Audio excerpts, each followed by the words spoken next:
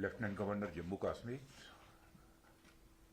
और मेरे अभिन्न मित्र Shri Manoj ji Sinha, Shri Dinesh Kumar secretary GIM, colonel I S. Thapa principal GIM, central government और मिनिस्ट्री ऑफ डिफेंस के सारे officials, members of executive council and general body और अन्य मेरे साथियों, आज इस इंस्टीट्यूट की एनुअल जनरल बॉडी मीटिंग में आप सभी महानुभावों से मिलकर मुझे प्रसन्नता हो रही है और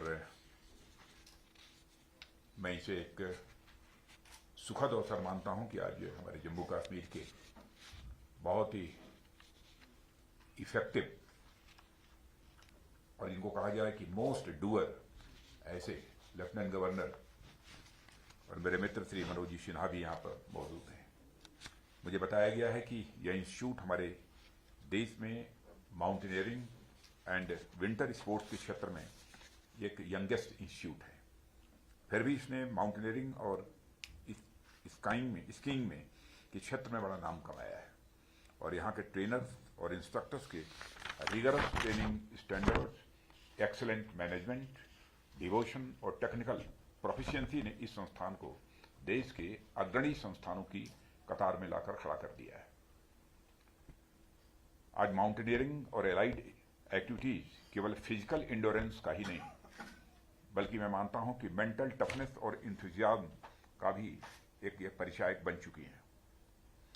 किसी समय इन एक्टिविटीज में मेल डोमिनेंस देखा जाता था, पर अब वीमेन पार्टिसिपेंट्स की भी संख्या इतनी अच्छी मात्रा में यहां पर अब दिखाई देती है, ऐसा मुझे बतलाया गया है। इसके अलावा ऐसी खबरें भी मिलती हैं जिसमें हमारे दिव्यांग भाई बहन भी उतनी ही कुशलता से पर्वतारोहण का अपना अभियान ये पूरा करते हैं जितनी कुशलता से सामान्य लोग करते हैं।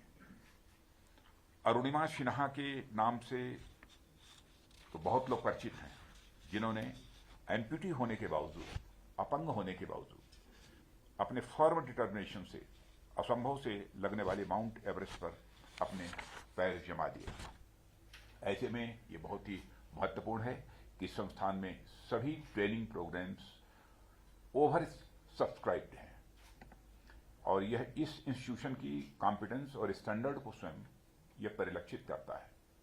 और मुझे जानकर अच्छा लगा कि इस इंस्टीट्यूट ने एनआईएम उत्तरकाशी के साथ संयुक्त रूप से माउंट एवरेस्ट के एक्सपेडिशन में भाग लिया और मैं इस अवसर पर जीआईएम के उन तीनों इंस्ट्रक्टर्स को अपनी ओर से बधाई देता हूं जिन्होंने माउंट एवरेस्ट की चोटी तक पहुंचने में कामयाबी हासिल की है। और मुझे यह भी सूचित किया गया है कि साउथ फेस से एवरेस्ट की चोटी पर पहुंचने वाली यंगेस्ट वीमेन सुश्री शिवांगी इसी प्रेस्टिजियस इंस्टीट्यूट द्वारा उन्होंने ट्रेनिंग हासिल की है। सुश्री भवानी, जिन्होंने जीआईएम से ट्रेनिंग प्राप्त किया था, ने गुलमर्ग में आयोजित national cross country skilling championship 2022 में कर्नाटक का प्रतिनिधित्व करते हुए 1.5 किलोमीटर, 10 किलोमीटर और 5 किलोमीटर में एक स्वर्ण पदक और 2 रजत पदक जीते।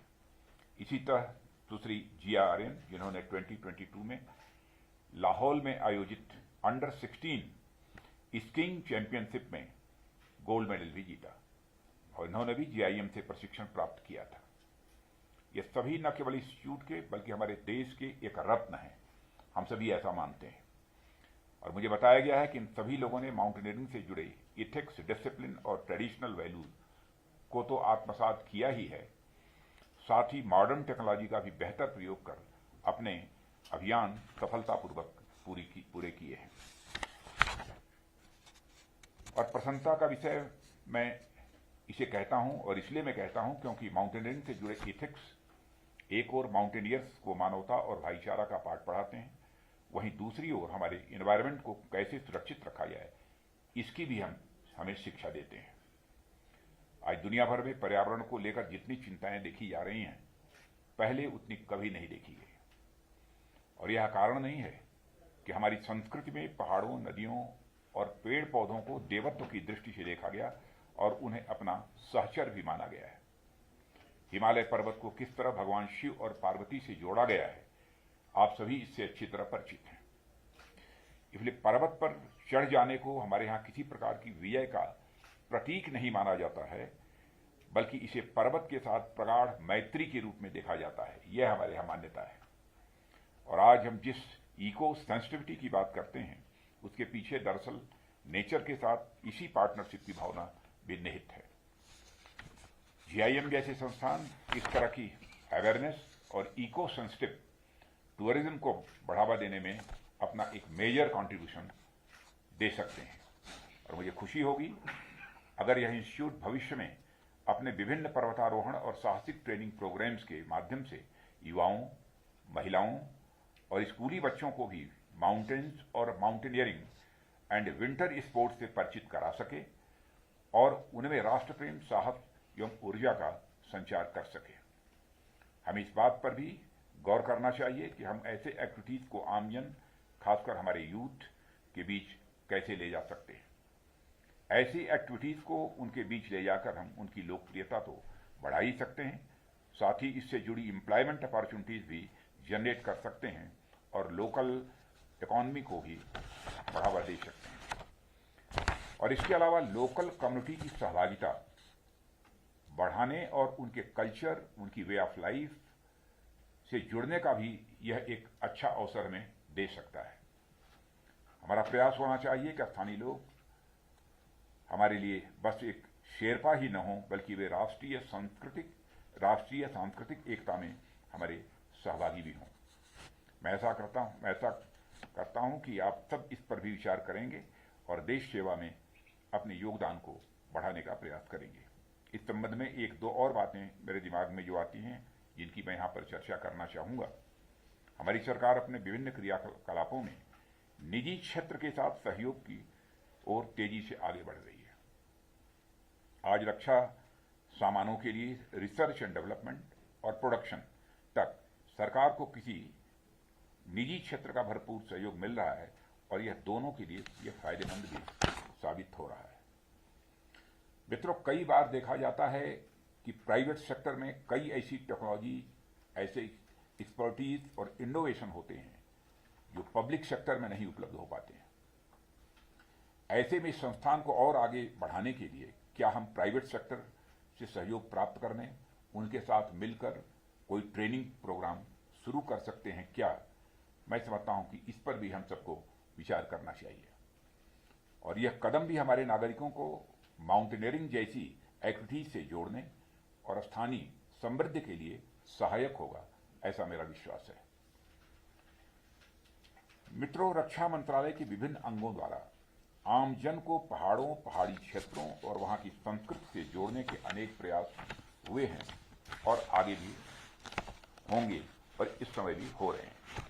आप में से कुछ लोगों को जानकारी होगी, कुछ समय पहले बॉर्डर रोड्स ऑर्गेनाइजेशन ने सुदूर क्षेत्रों में टूरिस्ट की एक बेसिक सुविधाओं के लिए जगह जगह बीआरओ कैफे की भी व्यवस्था की है। कुछ कैफे को देखने का भी मुझे अवसर प्राप्त हुआ है और ये कैफे उन टूरिस्ट को दुर्गम क्षेत्रों से जुड़ने में मदद करेंगे जो सुविधाओं के अभाव में वहां नहीं जा पाते थे। अब इन इलाकों में भी टूरिस्ट के आवागमन को बढ़ावा मिलेगा और इन क्षेत्रों की स्थिति में भी सुधार आएगा, ऐसा मेरा विश्वास है। पहाड़ी और मैदानी लोग आपस में मिलेंगे, एक दूसरे को जानेंगे, एक दूसरे को समझेंगे, तो उनके अंदर राष्ट्रीय एकता की भावना स्वाभाविक रूप से पैदा होगी। कहना मैं ये चाहता हूं कि बॉर्डर एरियाज की सुरक्षा और समृद्धि, सिक्योरिटी और प्रॉस्पेरिटी दोनों के लिए सरकार द्वारा बड़े स्तर पर प्रयास किए जा रहे हैं, जिसमें आपकी जीआईएम और इस तरह के इंस्टीट्यूट्स अपनी बहुत ही महत्वपूर्ण भूमिका का निर्वाह कर सकते हैं। ऐसे में हमारा पूरा प्रयास हो कि हम अपने संस्थान की प्रगति के माध्यम से राष्ट्र की प्रगति में अपना योगदान दें। हम आज यहाँ पेंडिंग इश्यूज का समाधान करने के लिए एकत्रित हुए हैं, जैसा मुझे बताया गया है, ताकि यह संस्थान और अधिक सुचारू रूप से अपने काम को कर सके और हम प्रयास करें कि यह इंस्टीट्यूट अंतर्राष्ट्रीय स्तर पर एक अग्रणी पर्वतारोहण संस्थान बने और इस फील्ड में हमारे देश को रिप्रेजेंट करे। मैं आप सभी से आज के एजेंडा आइटम्स पर विचार करने के लिए और उस पर बात करने के लिए, अपने सुझाव देने के लिए आग्रह करता हूं। और मैं जिम की और इसकी स्थापना के 39 वर्ष पूरे हो रहे हैं जो मुझे बतलाया गया। इस अवसर पर मैं आप सबको अपनी हार्दिक शुभकामनाएं देते हुए अपना निवेदन समाप्त करता हूं। धन्यवाद। आपके अनुमति से मैं छोटा सा प्रेजेंटेशन देना चाहता हूं और इसी में एजेंडा बिंदु भी शामिल है।